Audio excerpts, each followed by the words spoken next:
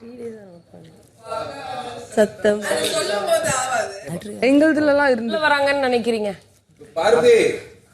நண்பர்கள் அனைவருக்கும் வணக்கம். காலையில லைவ்ல நடந்துட்டு இருக்க விஷயத்தை பத்தி தான் நம்ம இந்த வீடியோல டிஸ்கஸ் பண்ண போறோம். அதுக்கு முன்னாடி இந்த வீடியோக்கு ஒரு லைக் போடுங்க.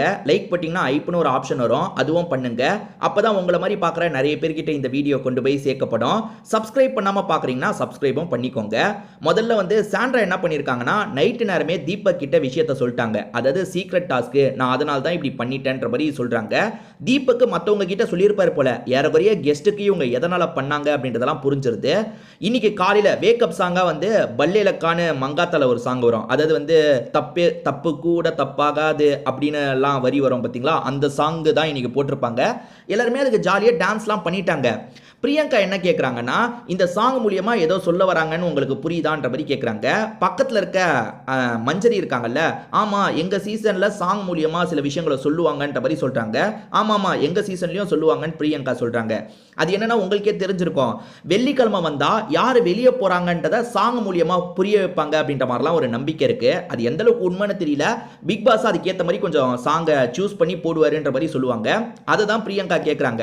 அதாவது இப்போ இன்னைக்கு ஒரு சாங் போட்டாங்க, அந்த மங்காத்தா சாங்கு தப்பு கூட தப்பு ஆகாது கை தட்டி சொல்லடா அப்படின்ற மாதிரிலாம் வரி வருதுல்ல, அது மூலியமா என்ன மீன் பண்றாங்கன்னு உங்களுக்கு தெரியுதான்ற மாதிரி திவாகரை பார்த்து கேட்குறாங்க. திவாகர் வாட்டர்மெலன் ஸ்டார், இந்த வரி மூலியமா என்ன சொல்ல வராங்க, இன்னைக்கு சாங் மூலியமா என்ன சொல்ல வராங்கன்னு உங்களுக்கு ஏதாவது புரியுதான்ற மாதிரி கேட்குறாங்க. திவாகருக்கு இவங்க என்ன கேட்குறாங்கன்னு சுத்தமா ஐடியாவே இல்லை. அவங்க கேட்க வரது என்னன்னா, இந்த சாங் மூலியமா வீட்டில் இருக்க ஒருத்தரை மென்ஷன் பண்ணி தான் சொல்றாங்க, அது உங்களுக்கு புரியுதான்ற மாதிரி கேட்குறாங்க. டைரக்டா கேட்காம இந்த சாங்கோட அர்த்தம் உங்களுக்கு புரியுதான்ற மாதிரி கேட்குறாங்கல்ல, என்ன சாங்குக்கான அர்த்தத்தை கேட்குறாங்க, என்ன அர்த்தமா இருக்கும் அப்படின்ற மாதிரிலாம் இவர் தீவிரமா யோசிச்சுட்டு இருக்காரு. இவங்க திரும்ப 2-3 வாட்டி கேட்டுட்டாங்க, வாட்டர்மெலன் ஸ்டார் சாங்குக்கான அர்த்தம் உங்களுக்கு புரியுதான்னு கேட்குறாங்க. இவருக்கு சுத்தமா புரிய மாட்டேங்குது, இவர் சொல்லாமையே இருக்காரு. அதே மாதிரி பார்வதி கொஞ்சம் தள்ளி தான் உட்காந்துட்டு இருப்பாங்க. பார்வதியும் என்னவா இருக்கும், பிரியங்கா என்ன சொல்ல வராங்க அப்படின்ற மாதிரிலாம் யோசிச்சுட்டு இருக்காங்க.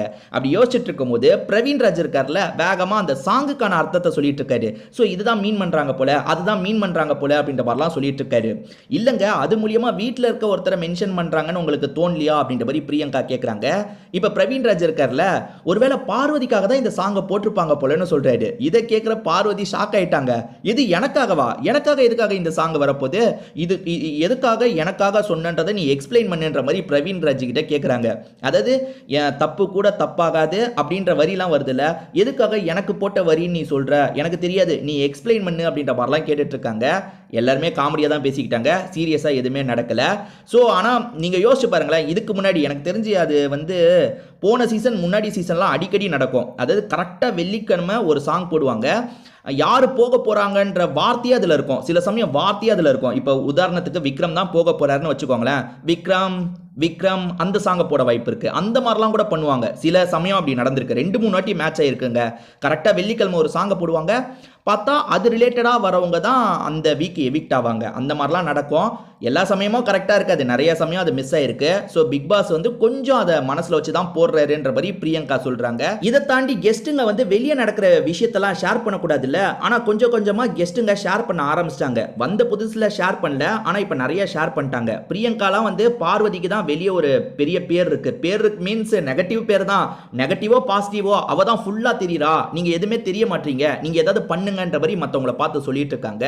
நிறைய விஷயங்களை சொல்கிறாங்க. மஞ்சரி யாரையோ உட்கார வச்சு பேசிட்டு இருந்தாங்க, யார்கிட்டயோ நிறைய டீட்டெயில் சொல்லிட்டு இருந்தாங்க.